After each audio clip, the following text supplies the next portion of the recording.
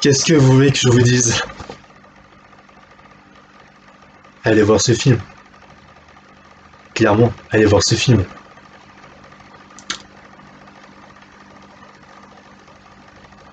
Comme j'ai pas arrêté de le répéter aux gens autour de moi, que ça soit sur Twitter, que ça soit que ça soit dans mon entourage, ce film est juste mais indescriptible, excusez-moi, indescriptible, je perds même mes mots, tellement indescriptible et tellement indescriptible qu'il faut le voir pour le croire. Parce que l'on soit tous d'accord là-dessus. The Kingsman de Matthew Vaughn, sorti le 29 décembre 2021, du moins en France, est non seulement du pur jamais vu dans la saga Kingsman, mais peut marquer une étape assez importante dans le 7e art et dans notre conception de voir les films d'action aujourd'hui.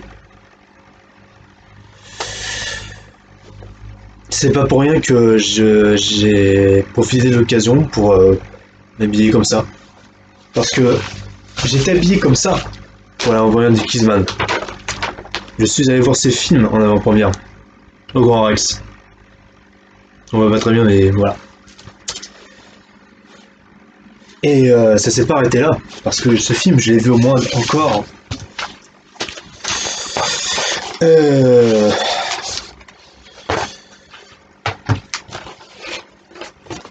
Attendez. Voilà.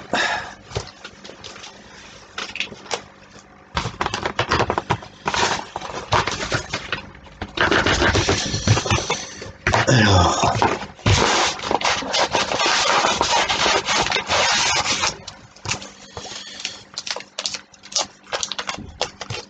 Je vais essayer de vous montrer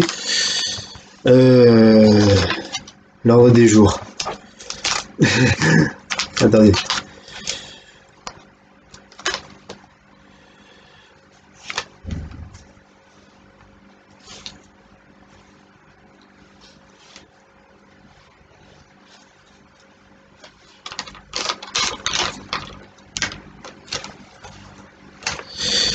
J'y suis retourné.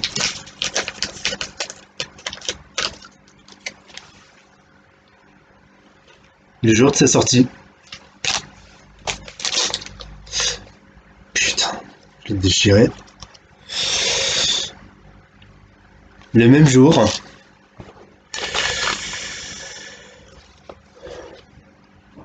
Une nouvelle fois.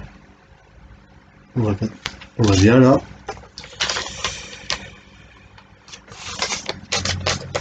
Une fois le 1er janvier.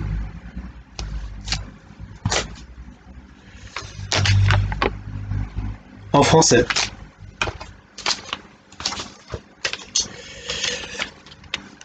Une nouvelle fois. Samedi dernier. Et dimanche. 9 janvier 2022. Et en comptant les places, je suis allé voir ces films. 1, 2, 3, 4, 5, 6, 7. Si je compte bien les places.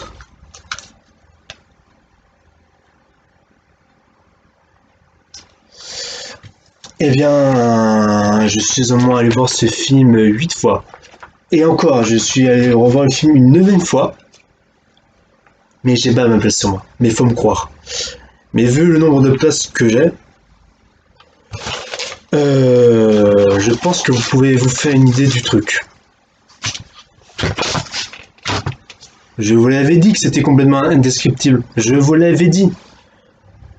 Parce que le coup de génie, le coup de virtuose qu'a réussi à faire Monsieur Vaughn, c'est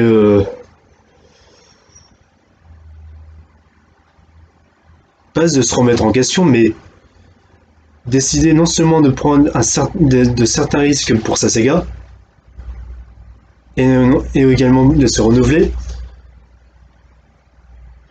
mais également avoir conscience de ce que son cinéma peut apporter et de ce qu'il peut apporter au cinéma. Parce que c'est quelqu'un d'extrêmement intelligent, Monsieur Vaughan. C'est quelqu'un qui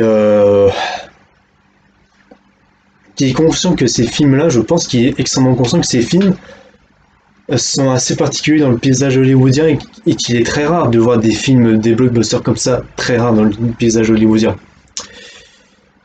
Et je vais pas arrêter dans cette vidéo de vous dire clairement, allez voir ce film. Allez voir ce film. Je vous encourage à 2 milliards de pourcents à aller voir ce film. C'est du jamais vu. Si vous voulez un bon divertissement, un début de saga, allez voir ce film. Maintenant, je vais passer au film parce que déjà, c'est un préquel qui se déroule avant les 2 autres films Kingsman, Service secret et Le Cercle d'Or. Ça, c'est sûr. Toujours du même réalisateur. À l'origine de Kick-Ass et de X-Men First Class. Et même de Layer Cake, dont il s'inspire, pour lequel il s'est inspiré du travail de Guy Ritchie, avec qui il produisait ses films. Snatch, Arnaque et Botanique, des films comme ça. Et l'histoire, plus d'un que ça tu meurs, ça raconte tout simplement, je vais pas en dire plus. Je vais vraiment pas en dire plus. Parce que ce serait trop vous en dévoiler, ce serait carrément vous gâcher le film. C'est tout simplement les origines de l'agence Kingsman pendant la Première Guerre mondiale. On va pas trop s'aventurer là parce que... Ouf, ce serait trop en dévoiler. Maintenant vous connaissez mon concept et... je vais parler tout seul comme ça devant la caméra et...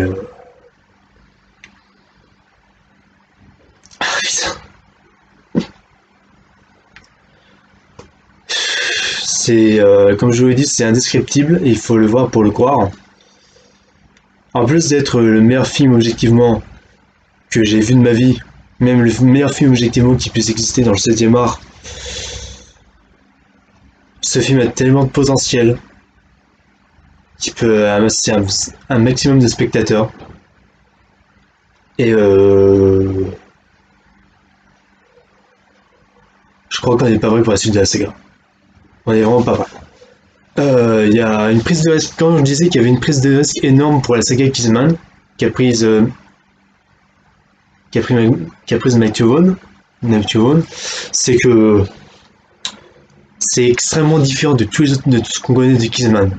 Déjà, le film est beaucoup plus sombre, comme il se déroule pendant la Première Guerre mondiale. Il y a des petits clins d'œil sur l'histoire de la Première Guerre mondiale complètement détournés avec les purs personnages historiques de la Première Guerre mondiale qui sont mis en avant, le roi George et ses cousins, le Kaiser de l'époque, le roi Nicolas, de Russie, enfin des personnages historiques comme ça, qui ont toute leur importance, qui ont une déconstruction tellement parfaite que Matthew Vaughn s'en amuse à cœur joie et ça en fait le génie du film. Ça en fait clairement le génie du film, avec toute l'aisance de Kingsman de base. Et avec des personnages, un méchant charismatique, purement bien écrit, et le film, quand tu regardes le film, tu ne t'attends pas du tout, mais tu ne t'attends pas du tout à ce qui se passe. Le film te surprend à chaque... Le film te surprend à chaque fois. Là où tu t'y attends pas.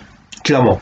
Même une scène en particulier que je vous laisserai le soin de découvrir, qui est juste, mais ahurissante. Ahurissante. Et bien sûr, les scènes d'action sont juste les meilleures de la saga déjà, mais juste épiquement waouh. Comme le dirait mon confrère Valentin des Chroniques du Cinéphile, ouf, ça en envoie, mais on se demande quand est-ce que ça va se finir, et quand ça se finit, on se dit, ouf, ok, j'ai eu ma dose, j'en redemande, mais wow, ok, parce qu'on en redemande, et c'est ça que Matthew Vaughn a réussi à faire, c'est que à faire des scènes d'action tellement intenses qu'on en redemande, et on en demande que ça. Des scènes d'action qui ont du sens, qui sont un pur mélange de virtuose, de conneries, de une pure claque technique. Je sais pas, même Jimon Unsu dans une interview, comme Jimon Unsu joue dans le film, a expliqué que ces scènes d'action, qu'il y a une scène en particulier, une scène d'action avec un personnage en particulier qui a été compliqué, mais extrêmement compliqué à faire, qui était vraiment crevé, qui en pouvait plus. Enfin, il était complètement épuisé, c'était complètement ahurissant. Et quand vous verrez la scène en question, je vous dis juste que ça se passe en Russie. Voilà, je vous en dis pas plus, mais vous comprendrez bien quand vous verrez le film. C'est la musique composée par Matthew Margeson qui revient. On retrouve les thèmes du Kissman toujours aussi excellent, mais renouvelé en quelque chose de plus solennel et plus mythique. Avec en plus Dominic Lewis qui rajoute derrière de nouveaux compositeurs de la saga Kissman, alors que Randy Jackman n'est pas revenu, je le mets dans le contexte, dans ce nouveau volet. Et donc il a été remplacé par Dominic Lewis à juste titre parce que le film se déroule pendant la Première Guerre mondiale et forcément on peut mettre du rock pour moi dans un contexte historique comme ça pendant la Première Guerre mondiale. Et il arrive à faire une composition tellement ancrée dans le film qui raconte purement le film, qui raconte purement l'héroïsme et le côté enjeu du film. Il y a tellement d'enjeux dans ce film que tu en as peur pour le personnage, que tu les trouves attachants. Il y a même comme j'ai dit, il y a des constructions sur les personnages. Excusez-moi que ça soit dans le désordre de ma critique, mais il y a une telle déconstruction des personnages historiques à mourir de rire que même le professeur pourrait faire que même un professeur de 3ème pourrait faire la veine à ses élèves que c'est les Kingsmen qui sont à l'origine de tout ça. Non, mais pour reprendre les mots de Valentin, pour reprendre cette vanne.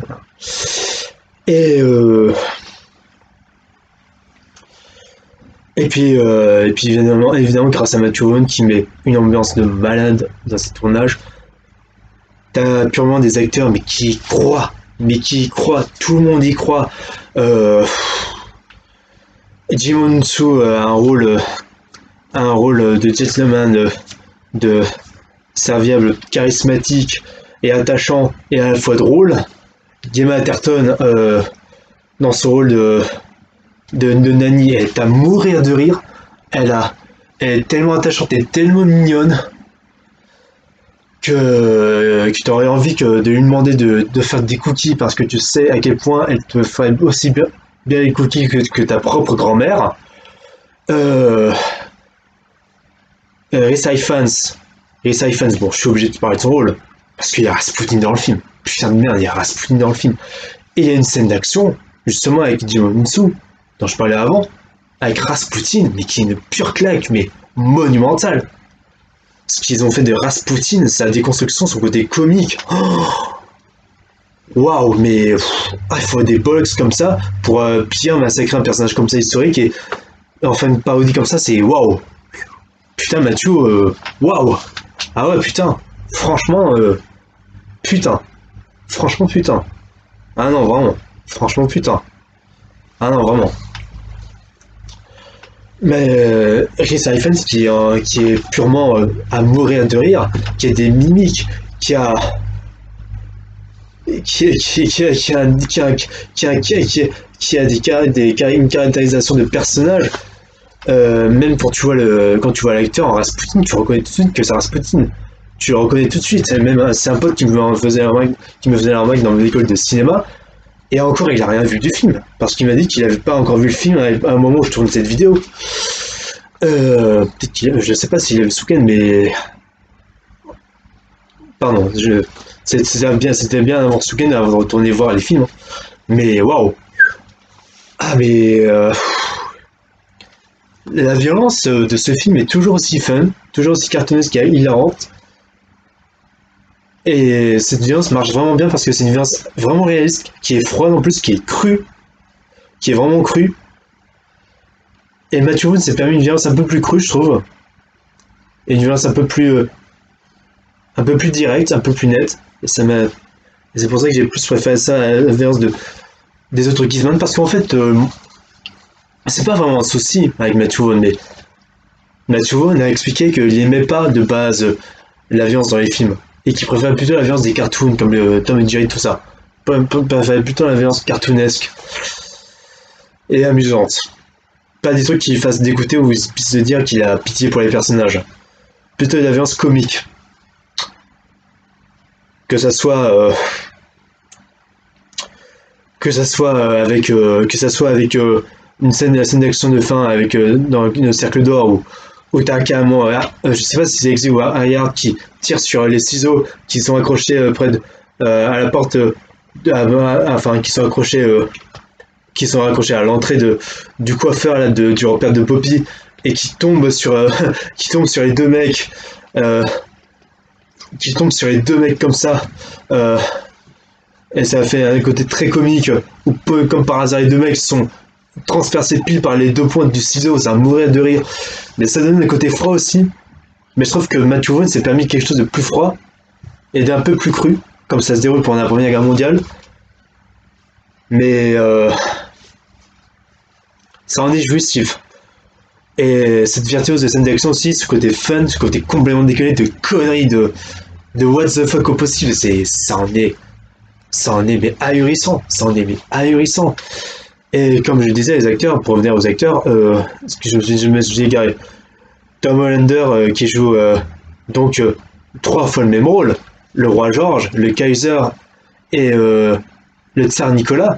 Le tsar Nicolas, qui sont en fait, oui, le tsar Nicolas, qui sont en fait les trois cousins qui ont été principalement en conflit pendant la Première Guerre mondiale. Vous comprendrez le film quand je vous parle de ça.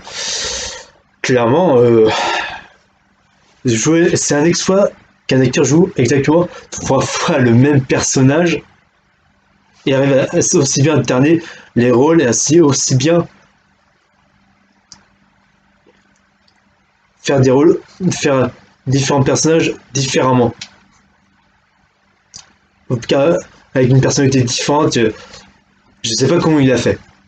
Sans en faire trop, toujours en ayant le jeu juste, ça en est génial, ça en est absolument génial. Charles Dance c'est dans ce film et il a une classe monstrueuse, une carrure, une prestance où tu te dis que c'est. Il en impose quoi, il en impose.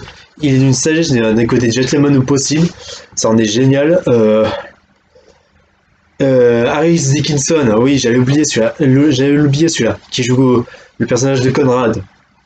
Il est purement charismatique. Ce mec-là va briller à Hollywood, je le sens. Non, je dis avec sincérité, ce mec va briller à Hollywood. Clairement, il a une prestance, il a une classe, il a un charisme, il a un jeu d'acteur, clairement. Il apporte vraiment quelque chose au film, même pas. Il arrive à saisir son personnage et à en saisir les subtilités. Ah, c'est tellement descriptible, comme je vous le dis. Je vous le dis, c'est tellement descriptible. Et bien sûr le film. Bien sûr le film. Ralph Fiennes. Ralph Fiennes. Tu peux rien dire sur cet acteur, à quel point il est charismatique. La liste de Schindler, les James Bond avec Daniel Craig. Même en Voldemort dans Harry Potter. Ce mec-là est juste. Ce mec est un tel gentleman, est un côté tellement fun aussi, un côté assez comique et rigolo, assez amusant. Et ça m'a beaucoup plu d'avoir Matthew Vaughn qui puisse insérer quelque chose d'un peu amusant. Par contre, juste une parenthèse dans la parenthèse, il y a très peu de blagues dans ce Kingsman, dans ce The Kingsman, parce que clairement, comme ça se déroule pendant la Première Guerre mondiale, le film est plus sombre. Déjà, il y a aussi une représentation de la Première Guerre mondiale, de l'horreur de la Première Guerre mondiale, des soldats qui sont morts, qui se sont battus pendant cette Première Guerre mondiale, et des gens qui sont morts, et clairement, avec une telle froideur, et on sent ça. Mais il y a une scène en particulier, que je ne vous spoilerai pas, qui est en milieu de film, qui se déroule de nuit, là-dessus. Juste un conseil, Déjà, faites silence pendant cette scène parce que cette scène est tellement intense que ça serait gâché de, de d'avoir une réaction de même de parler pendant la scène et clairement que ce serait gâché votre plaisir parce que c'était tellement intense et tellement what the fuck tellement chaude que clairement que c'est une telle tension tellement forte que ça retranscrit tellement bien la tension qu'il pouvait y avoir pendant la première guerre mondiale. Et si vous entendez des gens parler pendant cette scène, vous devez leur demander de fermer leur putain de gueule. Je suis désolé d'être aussi mal poli, mais vous devez leur demander de ranger leur portable et de fermer leur putain de gueule parce que cette scène est tellement importante et tellement intense en termes d'émotion que ça en est très rare dans le cinéma et qu'il faut vivre ça comme une telle expérience sensorielle et émotionnelle que on n'en revient absolument pas. On en revient mais absolument pas. Clairement. Quand vous voyez la scène, vous savez de quoi je parle. C'est clairement ce que je peux dire. Et Ralph Fiennes, pour revenir sur Ralph Fiennes, Ralph Fiennes est, un pur charisme et joue un personnage du duc d'Oxford avec une telle humilité, avec quelque chose de, quelque chose de, une façon très humble, très, excusez-moi, très, très, très intense, très, même pas intense, très, avec une telle force, un tel caractère, un tel charisme, une telle sagesse. C'est une telle sagesse et je pensais que Colin Farce, ce serait le mec, ce serait l'homme qui m'apprendrait à être un véritable gentleman, mais il y a de la concurrence avec Ralph Fiennes, moi je vous le dis. Il a, euh, c'est, je sais pas quoi trop vous dire là-dessus, mais je sais, c'est même pas préparé, mais c'est rien de préparé encore, mais allez voir The Kissman, franchement, allez voir The Kissman parce que vous en reviendrez pas. The Kissman, c'est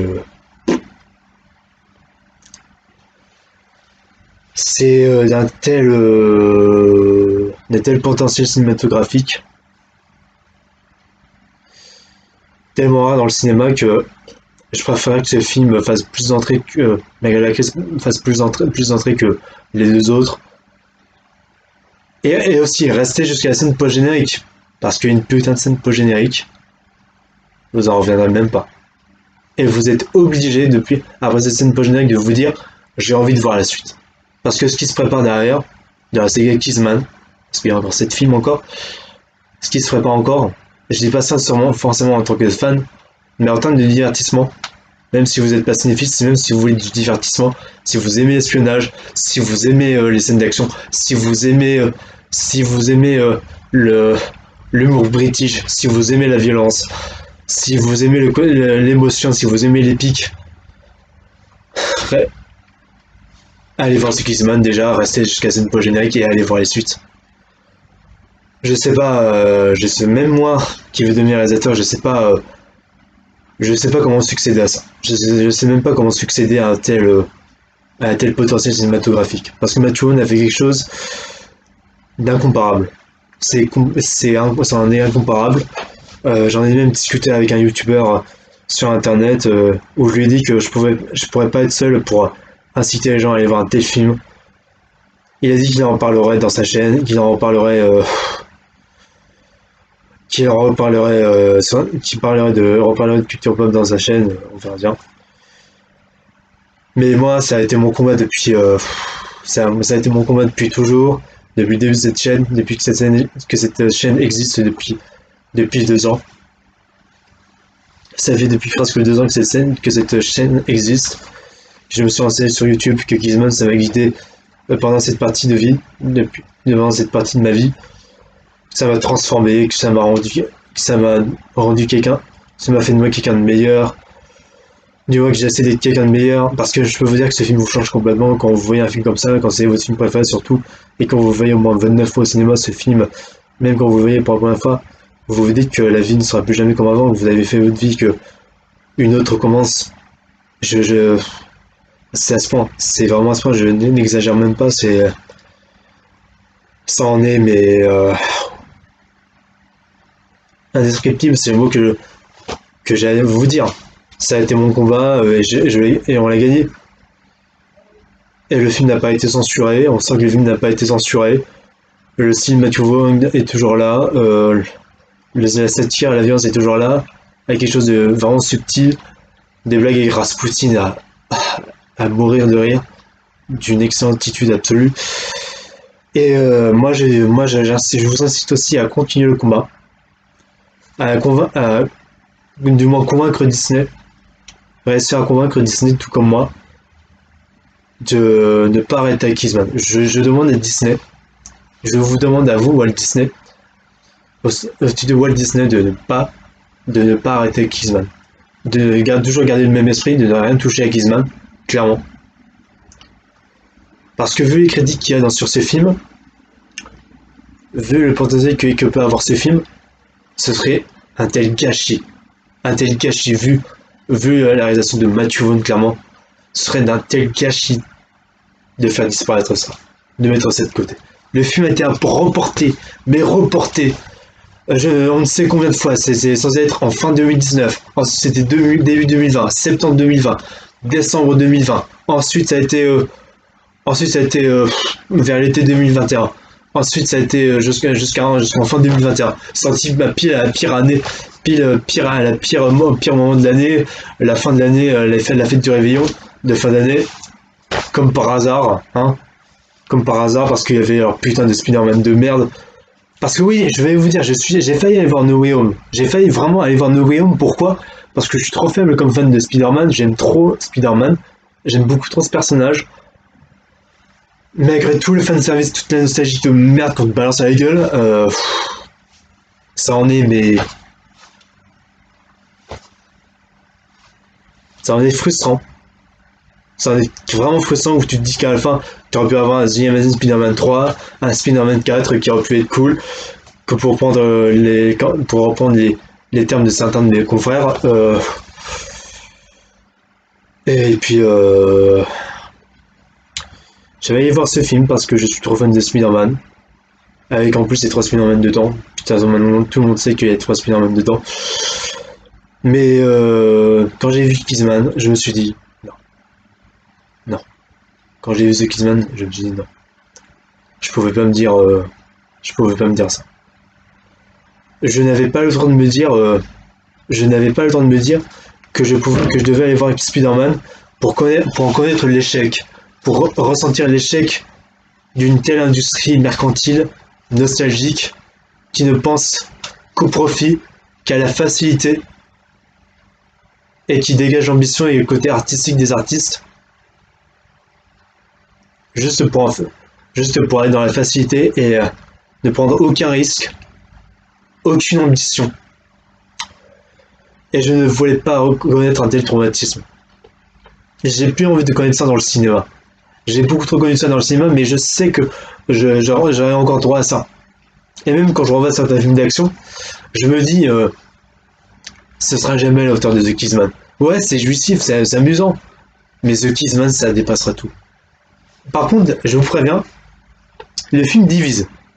Parce que le film, comme il est très différent des autres Kissman, les fans ont été très surpris là-dessus, dont moi. J'ai quand même un truc à vous dire. Certains vont préférer les 2 premiers films, et vont détester The Kissman, le préquel, et ce sera l'inversement. Ce sera inversement aussi, comme l'a expliqué Matthew Vaughn. Et Matthew Vaughn, ça prouve son intelligence et sa connaissance de son univers et son analyse très juste de son travail, à quel point qu'il est conscient du poids qu'il a sur ses épaules. Il est conscient du risque qu'il prend. Il en a conscience. Il en a vraiment conscience. Et il est prêt à l'accepter. Il est prêt à assumer. Et ça, moi, je lui dis clairement bravo Matthew Vaughn. C'est le genre de mec qui porte ses couilles jusqu'au bout. Et j'ai plus qu'à me répéter encore. Bravo Mr. Vaughn. Bravo Mr. Vaughn. Bravo. Bravo. Il peut. Peut-être que je traduirai sûrement la vidéo, mais pour les anglophones, mais. allez voir The Kingsman, je peux pas vous le dire encore autrement, je me répète, mais genre, j'ai tellement de choses à dire sur ce film, mais ce serait vous gâcher clairement la surprise. Ce James Bond complètement décalé, parce que, et juste une dernière chose, c'est que je trouvais que les Kingsman, et je trouve que les Kingsman sont des intrigues d'espionnage beaucoup plus simples à suivre, beaucoup plus pertinentes, et beaucoup plus simples à suivre avec des enjeux bien travaillés, le côté enjeu, le côté message important sur la société, sur notre société, tout ça, est vraiment bien présent dans The Kingsman. Je ne serais pas déçu là-dessus. Parce que, pour faire simple, je vais finir, là, je vais en finir là-dessus. Il y a trois choses qui définissent Kingsman. L'écologie dans le premier film, la drogue dans le deuxième, et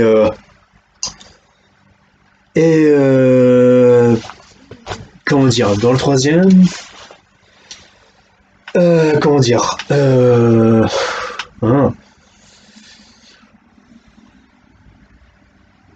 l'oppression. On peut le dire comme ça, l'oppression. On peut le dire comme ça, l'oppression. Non, on peut le dire comme ça, l'oppression. L'oppression. J'ai pas d'autres mots, je pense. Et je peux vous conseiller d'aller regarder les vidéos des critiques de jeux acteux des chroniques du cinéphile. Ces mecs-là sont vraiment excellents. Jeux actu a fait une critique du film qu'il a préféré aux deux autres. Il a même interviewé les stars du film pour vous dire, pas Rasputin, malheureusement, mais au moins il a rencontré Ray Fans, il a rencontré Jimon Mutsu, il a rencontré Game Atherton, il a rencontré Harris Dickinson, qui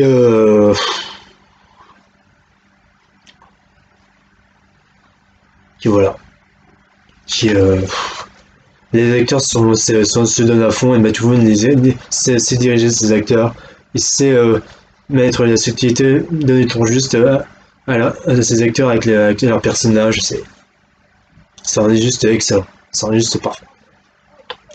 Je peux pas être plus convaincant, ça a été mon combat depuis toujours, surtout en vue de mon pire film de l'histoire du cinéma, Godzilla vs Kong, et la Matrix 4. Je vais juste faire une parenthèse, Matrix 4, on a dire qu'on avait une suite à la trilogie Matrix, et que ça a été une perte de temps, le film est en train de faire un flop monumental, un flop mais monumental. Et ce qui me fait peur, c'est qu'apparemment il prévoit de faire un cinquième film, et que Karine Edmos et que Kenny Reeves seraient partants. Et c'est juste pour être perché, même Lana Wachowski a fait exprès de faire ce film, parce qu'il voit, pour faire de la merde et pour se plaindre de Lana Warner qu'elle voulait pas faire de quatrième film, qu'il fallait pas faire de suite à Matrix 4, même s'il y avait une suite prévue de base, sans Lana Wachowski, enfin les sœurs Wachowski, mais elle a fait exprès pour être perché, pour gagner de la thune, hein, clairement. Et je reprends les termes du JDG, je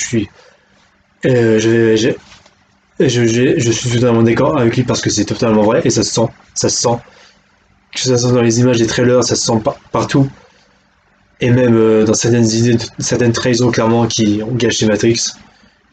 Et là, par contre, ce qui me sauve, ce qui me redonne espoir, c'est pour Matrix, c'est que l'acteur qui joue le jeune Morpheus, Matin 2, que je trouve mauvais dans tous ses films, sauf dans un épisode en particulier de Black Mirror où il est juste excellent, où il a quelque chose qui dégage, où il y a quelque chose qui dégage de son jeu, où il est juste parfait. Ce qui est dit d'intéressant, c'est que il fallait attendre la réaction des spectateurs, il fallait attendre l'effet que ça allait faire sur les spectateurs, ce film, et le score qu'allait faire le film au box-office, et voir s'il était vraiment nécessaire de faire une suite à Matrix. Et là, je dis bravo Matin 2.